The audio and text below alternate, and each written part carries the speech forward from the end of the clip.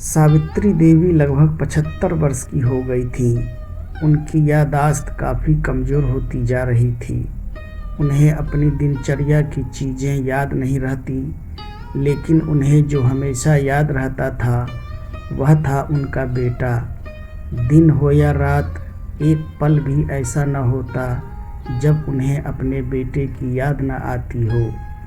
दूसरी तरफ वो बेटा था जो साल भर में एक आध बार अपनी माँ को फ़ोन कर लिया करता और 1-2 मिनट से ज़्यादा बातें भी नहीं करता था। फिर भी वह बूढ़ी माँ टकटकी लगाए अपने बेटे का इंतज़ार करती रहती थी। एक दिन बेटे का फ़ोन आया। हेलो हेलो, सुन रही हो ना माँ? मैं अनिल बोल रहा हूँ, तुम्हारा बेटा। कैसी हो माँ? मैं ठीक हूँ बेटा। तुम, बहू और मेरा पोता कैसा है? माँ ने पूछा।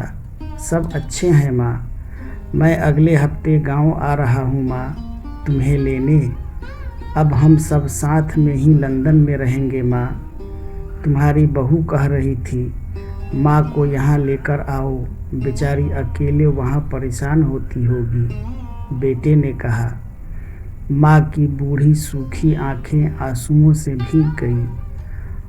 उसके कमज़ोर शरीर के नस नस में खुशी की लहर दौड़ गई। बेटे और बहू का अपने प्रति प्रेम देखकर माँ का मन खुशी से भर गया। बेटे ने कहा, माँ तैयार रहना माँ, मुझे ज़्यादा दिन की छुट्टी नहीं मिली है। जिस से जितने पैसे लेने हैं लेकर रखना, तब तक मैं प्रॉपर्टी डीलर से बात कर लेता हूँ घर के लिए। घर के लिए? माँ ने पूछा। हाँ माँ, गांव का घर हमें बेच देना पड़ेगा।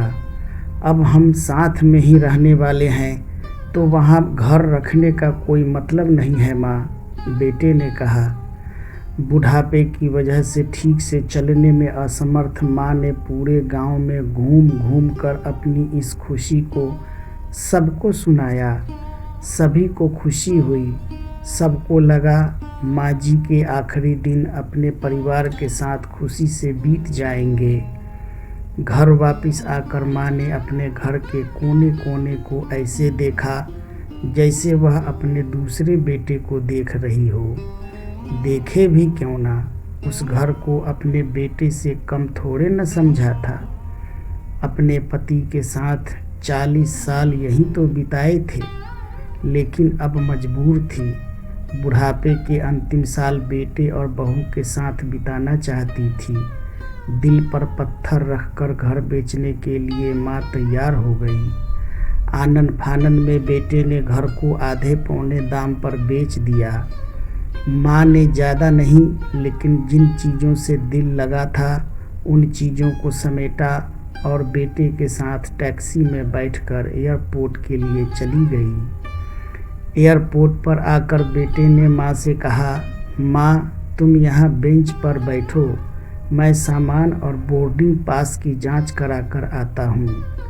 वहाँ समय लगता है और खड़ा रहना पड़ता है, तुम्हें तकलीफ़ होगी, तुम यहीं आराम करो। मैं यूँ गया और यूँ आया। माँ बेंच पर बैठ गई और बेटा अंदर चला गया। काफ़ी समय हो गया, बेटा वापस नहीं लौटा। माँ सोचने लगी, ज़्यादा भीड़ होगी इसलिए देर लग रही होगी। अंधेरा होने को आया। अब तो लोगों की चहलकदमी भी कम होने लगी। माँ को अब चिंता होने लगी। एक कर्मचारी ने आकर पूछा, माँ जी आपको किससे मिलना है?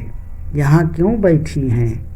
डरती हुई आवाज़ में सावित्री देवी बोली, मेरा बेटा अंदर सामान की जांच कराने गया है, लंदन जा रहे हैं हम। माँ जी आपके बेटे का नाम क्या है? कर्मचारी ने पूछा। अनिल नाम है मेरे बेटे का, सावित्री देवी ने बताया। कर्मचारी अंदर गया और थोड़ी देर बाद आया। उसने सावित्री देवी से कहा, माँ जी लंदन जाने वाली फ़्लाइट तो दोपहर में ही जा चुकी है और आपका बेटा भी उस फ्लाइट में बैठकर लंदन जा चुका है। अब आपको यहाँ बैठने का कोई मतलब नहीं है, आप भी अपने घर चली जाओ। क्या जा चुका है और मैं घर जाऊँ? घर? माँ की आंखों से आंसुओं की धार बहने लगी। जैसे तैसे माँ घर पहुँची, जो अब उसका था ही नहीं, बिक चुका था। माँ वहीं बरामदे में तुलसी के पास सो गई। घर के नए मालिक को उस पर दया आई तो एक कमरा किराए पे उसको दे दिया। पेंशन के पैसों से खाना और किराया का बंदोबस्त हो जाता था। दिन बीतने लगे। कुछ दिनों बाद घर के नए मालिक ने सावित्री देवी से कहा, माँ जी, आप अपने रिश्तेदारों के यहाँ जाकर क्यों नहीं रहती हैं? इस उम्र में आपके लिए वही अच्छा रहेगा। अच्छा तो रहेगा, लेकिन अगर मेरा बेटा वापस आया तो उसका ख्याल कौन रखेगा? मेरा बेटा बहुत भोला है, उसे अपना ख्याल रखना बिल्कुल नहीं आता। मैं कहीं नहीं जाऊंगी, क्या पता कब उसे मेरी ज़रूरत पड़ जाए, माँ ने कहा। माँ की ऐसी बातें सुनकर मकान मालिक के आंखों में आंसू आ गए। किसी ने सच ही कहा है, पूत कपूत हो सकता है, लेकिन माता कभी कुमाता नहीं होती। दोस्तों, आप सभी से एक विनती है, अपने माता पिता की जितनी हो सके सेवा करना, उनके साथ कभी बुरा मत करना।